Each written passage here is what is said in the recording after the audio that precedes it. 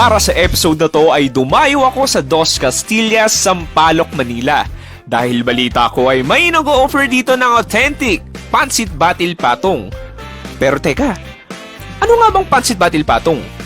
Ito ay isang sikat na local noodle dish ng Tuguegarao, Cagayan. Ito ay may dalawang parte. Una, ang Mickey noodles na may sauteed carabao meat with glorious poached egg. Pangalawa, ay ang sabaw na may meat broth at itlog na binasag at hinalo. Batil literally means beat the egg. And patong, which means on top. Kaya ka nasa taas ang itlog eh. Haler, dito sa Deluxe, authentic daw talaga ang luto. Dahil ang owner ay mismong taga-Tugue. In-order ko, ang Deluxe Special. Ito ay may sahog na carabao meat, itlog, lechon kawali, gulay, atay, Shanghai, at longganisa. Ganito daw ang pagkain. Basagin in a sexy way ang itlog. Panoorin ang pag-agos ng egg yolk. Ihalo ng mabuti hanggang magsama-sama na ang mga sahog.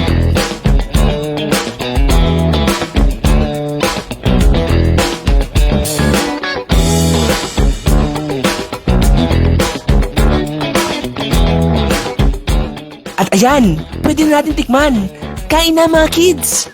Ayan, syempre magtikiman na tayo. Dumating ng ating authentic Pansit Batil Patong.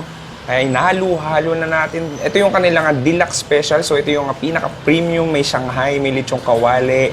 At ayun, binasag natin itlog. May longganisa. Diyos ko, umaapaw ng iba't ibang ingredients. At yan, consistency niya parang malapot siya, no? Na medyo sticky na super dark brown. So yan, kuha tayo. Gusto ko yung may carabao meat tsaka may yung egg yolk niya ay nabasag na. Let's check it out.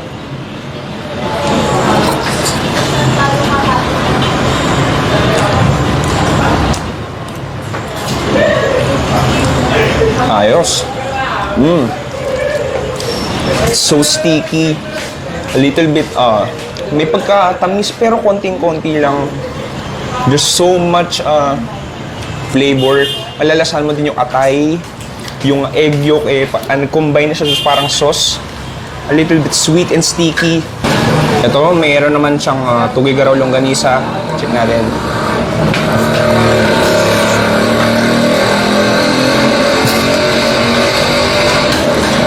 Grabe naman yun. Super garlicky ng longganisa. Bagay na bagay sa pansit.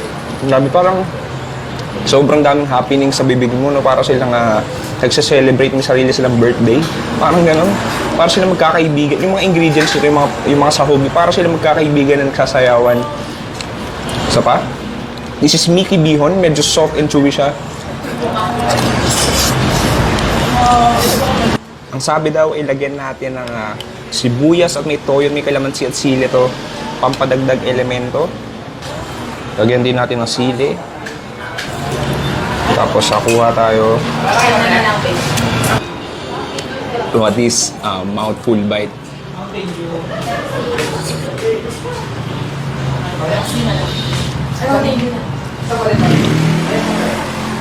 Grabe. This is one of the glorious pansit na tingnan ko. Ang daming elemento. Ang daming description mo pwede masabi. Iba't ibang texture. May, yung sa noodles medyo soft and sticky.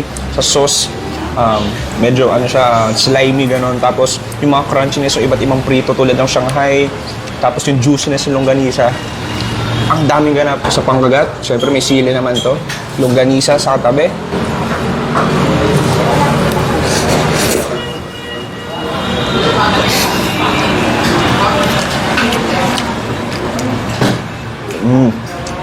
Wow. Ayusipan ng anghang. Yung pinaka-gusto ko, no? Lamang na lamang yung lasa ng parang atay. Sobrang maatay talaga siya. Isa pa? Yung carabao meat niya, it's not sweet, but hindi lang siya yung normal na parang baka. Hindi siya lasang baka eh. Parang mas siya, mas puro, mas malasa, darker. So ito ay itlog na nilagay sa beef broth. Check natin.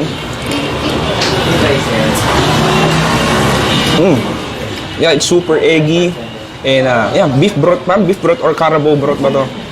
But maganda ito yung parang cherry on the top. Parang ganon. Let's have. Last bite para sa inyo.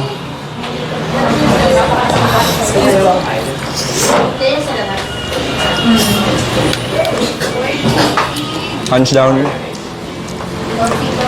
Nakusap nga ako dito ni. Kaya sila dumatayo dito kasi pares na pares yung lasa ng sila Tugigaraw dito sa Sampaloc, Manila. There's a hidden gem. Must try. 120 pesos lang para sa napakalang plato na to. Actually, kayang-kayang kahit dalawa kayo. Sobrang dami serving.